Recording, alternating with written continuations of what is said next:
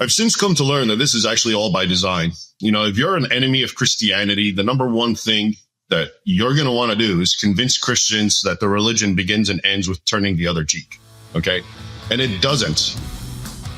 You know, so there's all this history that had I been exposed to as a young man would have driven me, in my opinion, closer to faith, because I would have said, all right, well, man, because one of the things that I think I struggled with after leaving the teams was, all right, I need to, put that away. I need to put that warrior mindset off to the side so I can, integrate into society where when just the time you're talking about from 711 to 1492 and even beyond, Christians have been fighting for their place in the world, for their place in their own lands against a never-ending assault, right? And if I had seen that, and if I had seen, something powerful like that, what that would have done, it would have, I think, strengthened my faith, therefore strengthened my culture and strengthened my confidence of where I come from and who I am. So I agree. Now there is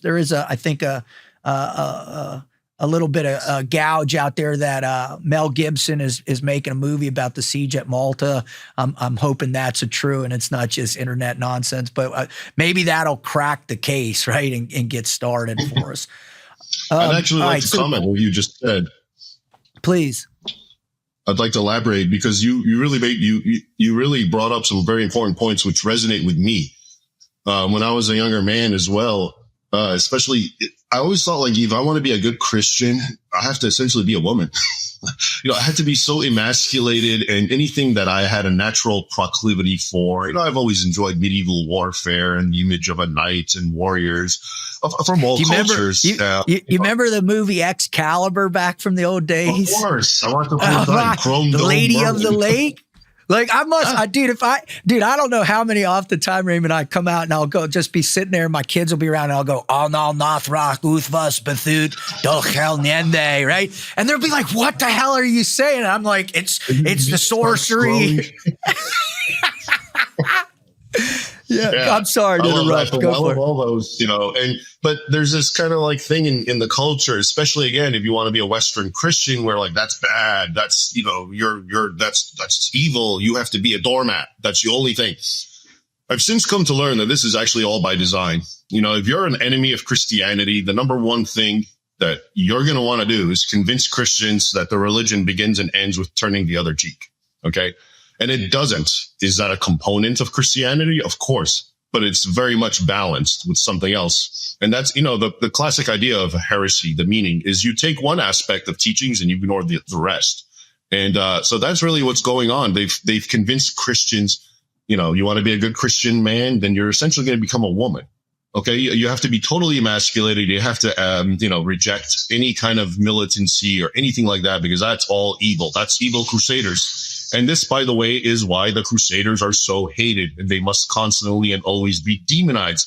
Because if people really know what they're all about, they're actually very attractive and something you are going to gravitate towards and kind of want to emulate. Okay. Because they are heroic and they're good and they're Christian and they're noble and chivalrous, et cetera, et cetera. So that's why I think for decades, if not centuries, they've been so attacked and undermined because people who don't like Christianity. I mentioned this sometimes, but it wasn't the last Super Bowl. I think it was the one before, where this is the classic example. They had this commercial and there was no talking. All it was images of people washing the feet of other people. Okay. And it was, ironically enough, all the people on their knees washing feet were white, normal, traditional looking Americans, and everyone getting their feet washed were, okay, people of color, a Muslim wearing a turban, a woman in a hijab, a migrant who obviously in the scene is like they just crossed the border. And it ends up by saying something like, Jesus didn't preach hate, he washed his feet. Okay, so that is the approved, promoted form of Christianity in the West. And if you follow that and that's all you do, which is you're a doormat, and you turn the other cheek. And by the way, it's easy to do all that stuff. So in a way, it's kind of they make a virtue of a vice, the Christians who actually embrace this, because it's easy not to be confrontational. It's easy not to stand up for what's right. It's easy to be a doormat. and let people walk all over you. So, but that is the kind of thing that's being approved. And you can see why it is so unattractive and why so many men fall away from Christianity, rightfully so, because that is not it. That's not the truth. The real Christianity, yeah, you have tolerance, you have forgiveness, but you also have cords of whips and tables being overturned and righteous indignation and wrath. And that has been completely torn asunder and not part of our Christian heritage, which the Crusaders and all these pre-modern heroic Christians definitely understood. So I think that's, when you mentioned what you were saying, it reminded me too of my youth and how I just thought like either I'm a really bad Christian or I need to like stop liking these things. And this is also why you find Westerners who convert to Islam, because it at least it gives it room to vent for these sorts of masculine traits. And if you feel like the only thing, Christianity all it offers is weeping and acting like a woman and being a doormat, yeah, I get it for how that so many men just can't tolerate that. It's so against their nature.